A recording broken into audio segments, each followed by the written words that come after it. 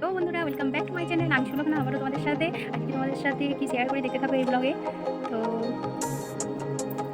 আমাদের বাড়িতে দুটো খরগোশ আছে, এটা তোমরা সবাই ওরা এই মাটির ঘরটাতেই থাকে। তো ওদের বাচ্চা হয়েছিল, তো ভিতরে ওটা হয়েছিল ঠিক জানি না, তো বাইরে একটা পড়েছিল এই জায়গাটাতে একটা, মানে এই ছানটার নিচে এই জায়গাটাতে একটা পড়েছিল। তো ওটা নিয়ে আমরা বাড়ির ভিতরে রেখেছি, কারণ বাইরে অনেক বিড়াল আছে, পেলে মেরে দিতে পারে।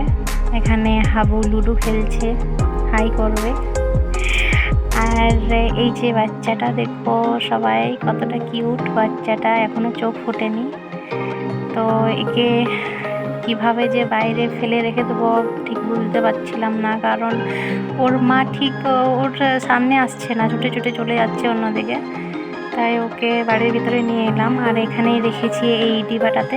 তো ওকে গরুর দুধ খাইয়েছি একবার, আর আরেকবার এখানে খাওয়াচ্ছি, দেখতে থাকো।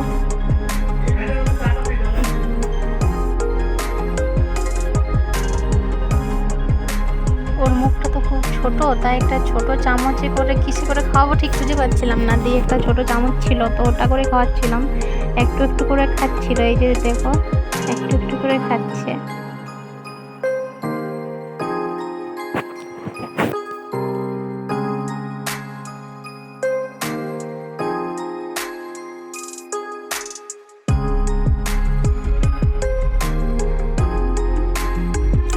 এখানে কচু শাক মা আর বৌদি মিলে পাচ্ছে। বাবা বললো আমাদের বাড়িতে কচু লাগানো হয়েছে, তো ওই শাকগুলোই বেশ কচি কচি হয়েছিল। তো বাবা বললো আজকে দুটি কচু শাক ভাজা করো।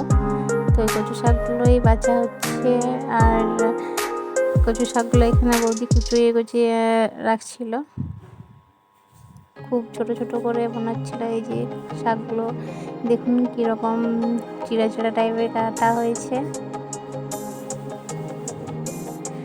আর আমাদের জুনিয়র এখন এখানে শুয়ে আছে, ওর নাম রেখেছি জুনিয়র। তো সবাই কমেন্টে জানিয়েছে, আর ও যেমন ভালো থাকে এটাই সবাই ঠাকুরের কাছে প্রার্থনা করো।